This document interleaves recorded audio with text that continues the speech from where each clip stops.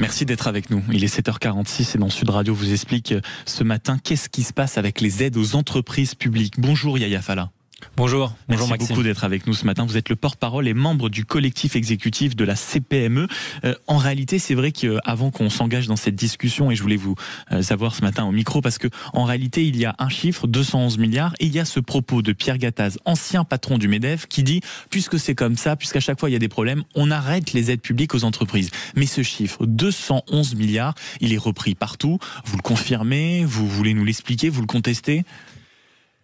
Évidemment, on le conteste, mais avant tout, bonjour à tous et je voulais juste me dire que moi je suis un chef d'entreprise, je suis entrepreneur depuis 15 ans.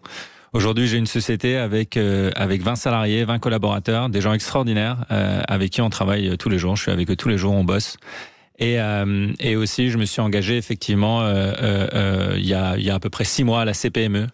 Pour travailler, donc je suis membre du COMEX et président de la commission intelligence artificielle, et pour travailler justement parce que je suis passionné d'entrepreneuriat, parce que j'aime les entrepreneurs, j'aime les entreprises, et je suis convaincu que les entrepreneurs façonnent la société de demain.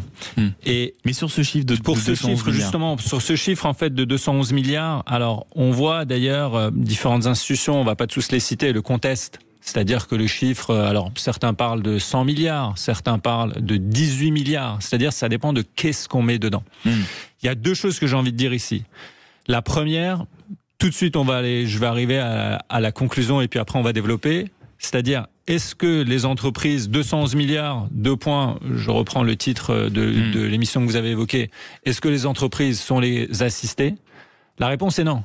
La réponse est non, parce que dans ce même rapport du Sénat, il est évoqué que quand on regarde le niveau de prélèvement net sur les entreprises, c'est-à-dire une fois qu'on a enlevé ces différentes subventions qui sont évoquées, une fois qu'on les a enlevées, la France est le pays, après la Suède, où il y a le prélèvement net obligatoire le plus élevé en Europe. C'est-à-dire que même quand on a enlevé ce montant-là, si on le considérait, le même rapport du Sénat dit que nous avons le niveau de prélèvement obligatoire le plus élevé en Europe.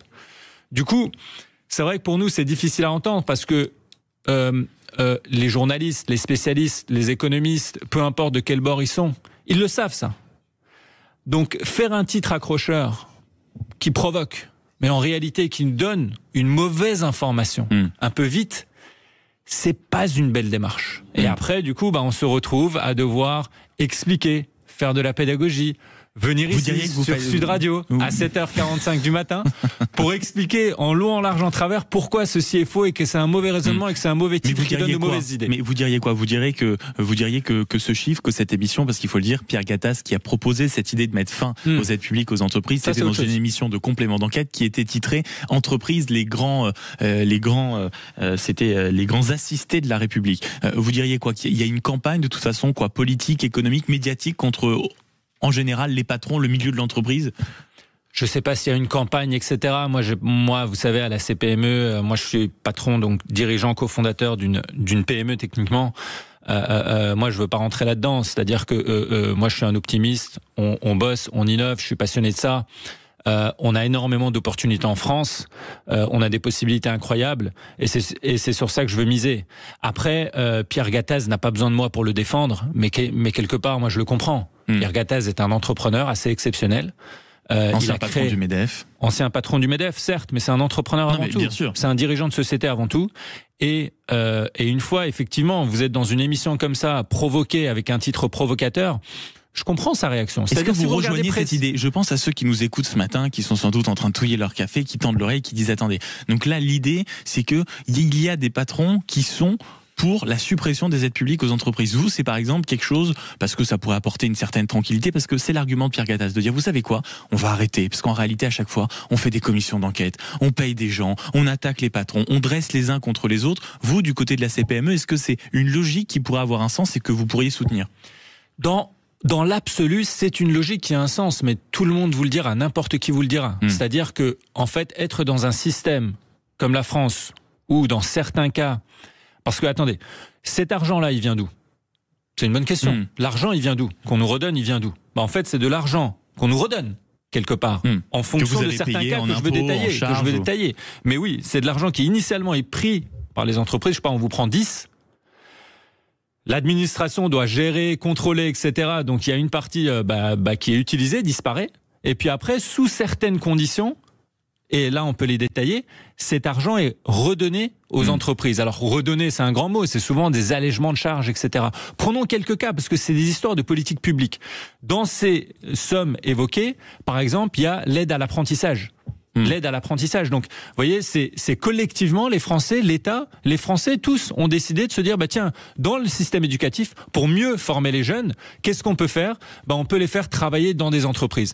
Du coup, on est allé voir les entreprises qui embauchent des jeunes. Et on accepte que l'État distribue un peu d'argent pour financer ce système. Et c'est sans doute une bonne chose. C'est ce que vous dites.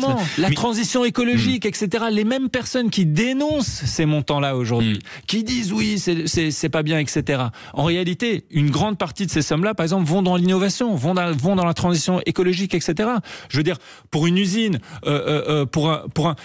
Tiens, ce matin, j'étais... donc vous avez gentiment envoyé une voiture me chercher. Le chauffeur s'appelait Ibrahim. D'ailleurs, il nous écoute.